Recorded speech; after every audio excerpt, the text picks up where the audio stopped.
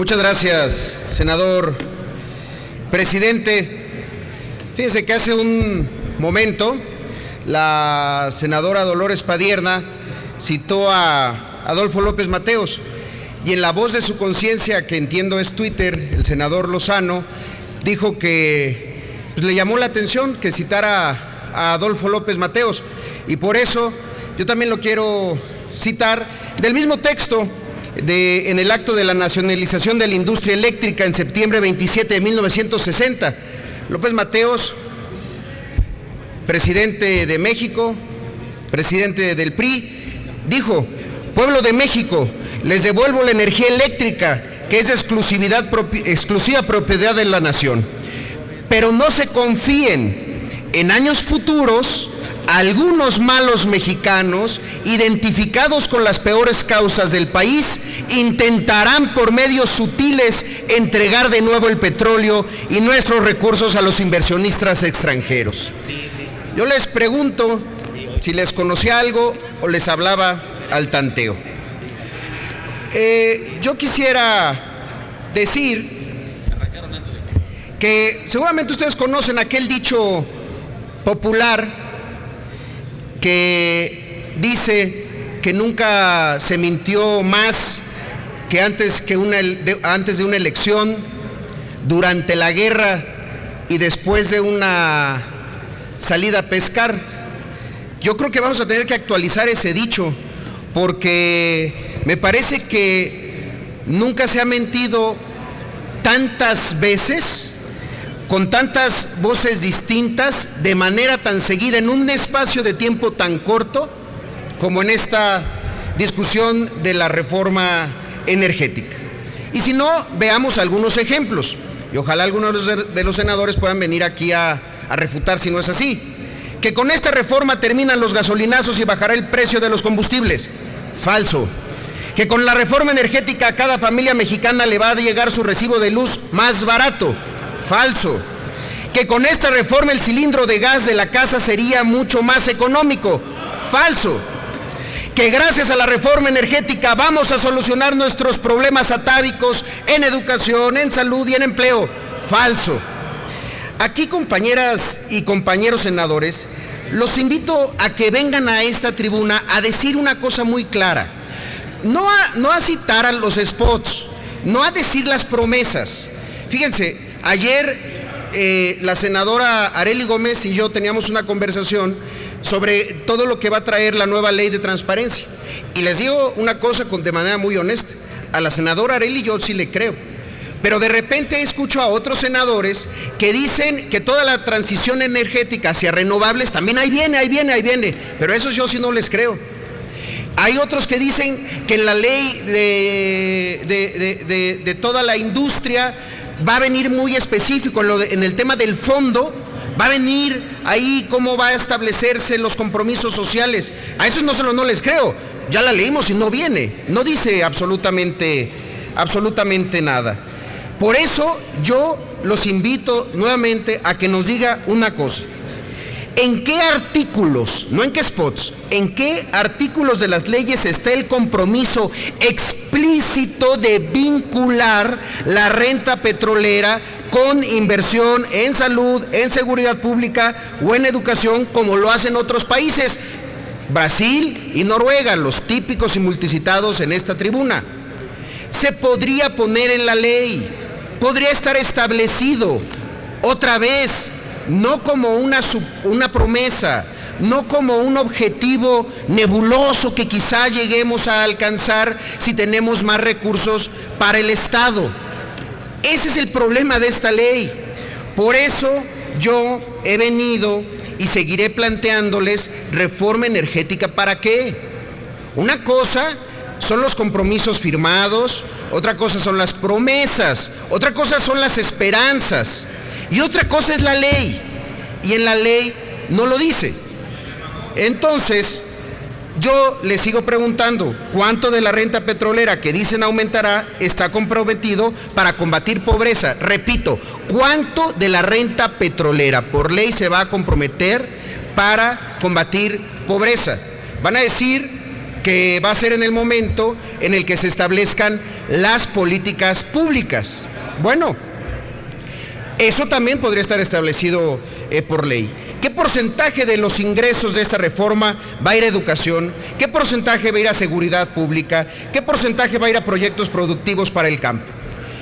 Les pregunto todo esto porque me parece que es muy necesaria la voz de todos ustedes para que les den santo y seña de los artículos a los mexicanos donde están haciendo todos estos compromisos de objetivos sociales. Porque honestamente, si no lo dice, simplemente no existe.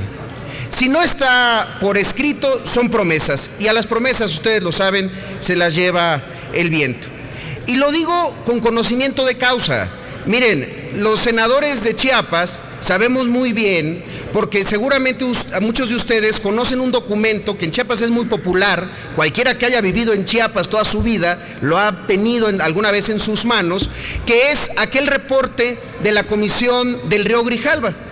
Un reporte de la comisión que más o menos en 1974 explicaba a los chiapanecos, porque además se distribuyó de manera masiva en todo el territorio de nuestro estado, y les decía todos los beneficios que iba a traer la construcción del sistema hidroeléctrico para nuestro estado.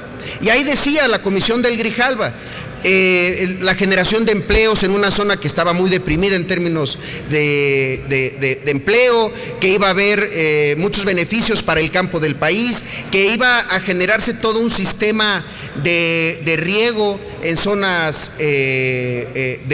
lejanas al sistema hidroeléctrico. Lo han visto seguramente los que son chiapanecos. Bueno, ese documento establecía un plazo, y establecía un plazo que era 1990, y decía que hacia 1990 se verían los resultados de permitir la inundación de territorio chiapaneco, de permitir que se instalara todo el sistema hidroeléctrico en nuestro estado. Pero ¿qué creen? ¿Qué creen que pasó en 1990? ¿Ustedes creen que en 1990 Chiapas ya era un estado mucho más desarrollado como lo prometía esa comisión? ¿Ustedes creen que en 1990 Chiapas ya tenía empleo, ya tenía mayor salud y educación? Es más, ¿ustedes creen que en 1990 Chiapas ya tenía luz?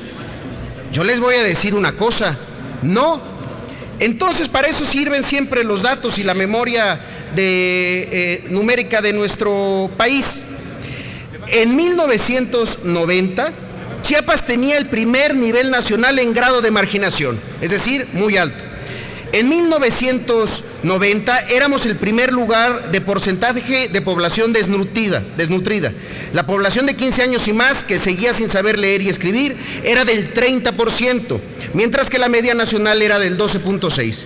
Pero lo más difícil de asimilar de estas promesas de la Comisión del Grijalva, que me imagino a muchos de ustedes, quizá en alguna regresión del pasado hubieran estado por ahí, es que en 1990, cuando supuestamente ya hubiéramos recogido la cosecha de haber permitido la inundación de nuestras tierras, en donde se generaba y se sigue generando 45% de la energía hidroeléctrica de todo el país, había solamente 62.9 de las viviendas con energía eléctrica. La media nacional en 1990 era de 87.5. Y lo más paradójico, después de la construcción del sistema hidroeléctrico del Grijalva, era que 58.4% de los chiapanecos tenían agua entubada. Un estado tan rico en agua, un estado tan rico en generación de energía eléctrica, casi la mitad de su población no tenía agua. Casi 20% de su población no tenía luz. Entonces, cuando se escuchan estos discursos, pues discúlpenos a los chiapanecos de ser incrédulos, de ser escépticos, de no creernos lo que se nos está intentando vender aquí. Ese es el principal problema de esta reforma. De verdad, a quienes representamos a estados pobres, nos hubieran puesto en un verdadero entredicho si hubieran hecho compromisos sociales de a de veras, porque ahí se hubiera entrado una discusión muy difícil para votar en contra, Si se hubieran puesto por ley, si se hubieran comprometido de verdad, vaya dilema en el que nos hubieran puesto. Pero no lo hicieron así, y desaprovecharon la oportunidad de que esta reforma sea para los más pobres del país. Mi compañero el senador Penchina decía hace un rato que parte de esta lógica tenía que ver con cumplir con la deuda social de las poblaciones que no tienen luz y me parece que dijo 2 millones de personas que no tienen electricidad. Lamento decirle que la mayoría de esas personas están en Chiapas, que a la fecha sigue siendo el estado con menor cobertura. Decía él, hospitales que no pueden prender la luz. No, ojalá, no hay ni hospitales. Escuelas que no pueden prender una computadora. No, ojalá, no hay escuelas. Ese ha sido el producto de políticas mal diseñadas como esta que están a punto de aprobar. Y simplemente quisiera terminar esta discusión haciéndoles una recomendación muy respetuosa. Y esto es que la gran discusión en todo el mundo está en torno a que el modelo de libre mercado ha demostrado sus carencias, ha demostrado cómo se ha llevado a cabo y cómo se ha regulado, cuáles son sus problemas. Y para que lo analicen, yo sí quiero volver a insistir en recomendarles este libro de Thomas Piketty, El capital del siglo XXI. Y se los vuelvo a recomendar porque esta es la discusión que se está llevando a cabo en el mundo el día de hoy respecto a los modelos económicos. Y la reforma se construyó a partir de una discusión vieja, una discusión anterior. Cuando se viene a decir aquí que esta es la reforma del futuro, eso no es cierto. Lo que está discutiendo el mundo no es el modelo sobre el que está basado esta reforma. La gran discusión está en que el mercado no va a disminuir la desigualdad. Por una razón, el mercado no puede disminuir la desigualdad. No es la naturaleza del mercado disminuir la desigualdad. Por tanto, hay que plantear el papel social del Estado y del mercado también. El papel social del gobierno hay que replantearla en la asignación de bienes y en la aplicación de políticas fiscales redistributivas. Hay que replantear el papel del Estado en la ampliación de derechos y de libertades. Pero ustedes aquí le siguen apostando al modelo viejo, al modelo anterior, que de manera muy rápida se está poniendo en entredicho en todo el mundo. Nosotros no somos quienes estamos hablando con nostalgia de un modelo viejo. Nosotros somos quienes estamos pensando en un modelo para el futuro de nuestro país. Por eso los invito a leer a Piketty. Tal vez no estén de acuerdo con sus respuestas, pero lo que sí les aseguro, no tengan duda, van a estar haciéndose las preguntas correctas. Las preguntas correctas no se hicieron antes de esta reforma, por lo tanto, las respuestas no están aquí. Muchas gracias, senador presidente, por su tolerancia. Gracias. Gracias, senador.